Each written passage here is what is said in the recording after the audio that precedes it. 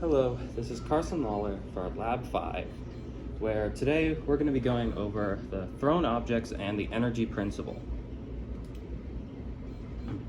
For this experiment, I threw a tossed ball and then recorded it for the first bounce and for the second bounce, indicated right over here and right over here.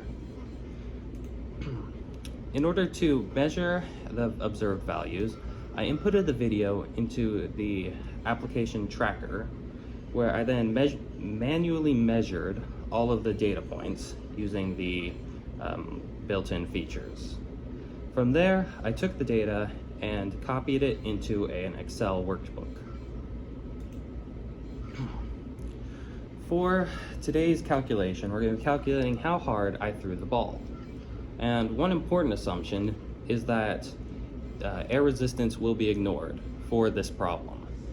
I chose to ignore air resistance because of the relatively short distance and the density of the ball, indicating that it likely would not have been too affected by the movement of the air. But we know just from the tracker data and observed data is that the time for the first bounce was 1.2 seconds and the max height was 0.8 meters. The initial height was 0.8 meters and the max height was about 1.3 meters, with the mass of the ball being 60 grams. In order to calculate this value, we're going to use the energy principle, where the initial energy is equal to the final energy.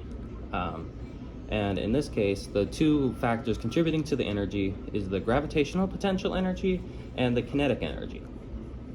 And in order to decipher the kinetic energy, which the kinetic energy that I imparted on the ball, we're going to take the initial energy and the final energy and set them equal to each other. And in order to factor out a lot of the messiness, is that the initial kinetic energy is 0 because the ball is still, and the final gravitational potential energy is 0 because it's on the ground. And taking those two values and then plugging them in, we get that the initial kinetic energy is 486 joules. The second problem that we're going to be going through is how much energy was lost between the first bounce and the second bounce. And in order to determine this, it's actually going to be relatively simple because we know the max height of both bounces. So in order to determine the energy lost, all we have to do is take the ratio of the two max heights and multiply that by the initial energy. And from that we can see that about 65% of the energy in the ball was lost after the first bounce, and that the remaining energy is 171.7 joules. The reason that we can just compare the max heights of the bounces is because gravitational potential energy is scalar based on the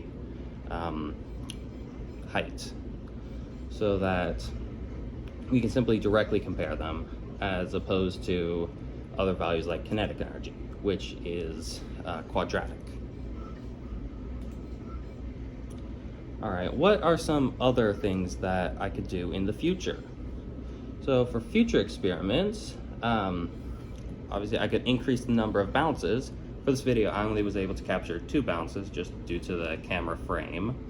But with other material, or if I just recorded it differently, I could capture multiple bounces and see if that 0.353 loss remaining energy continues across multiple bounces, and in general it should.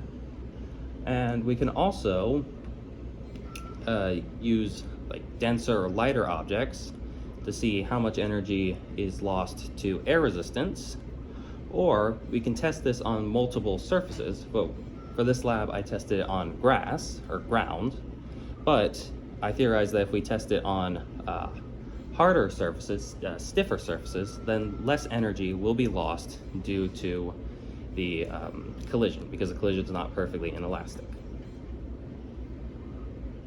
Thank you for watching and have a good night.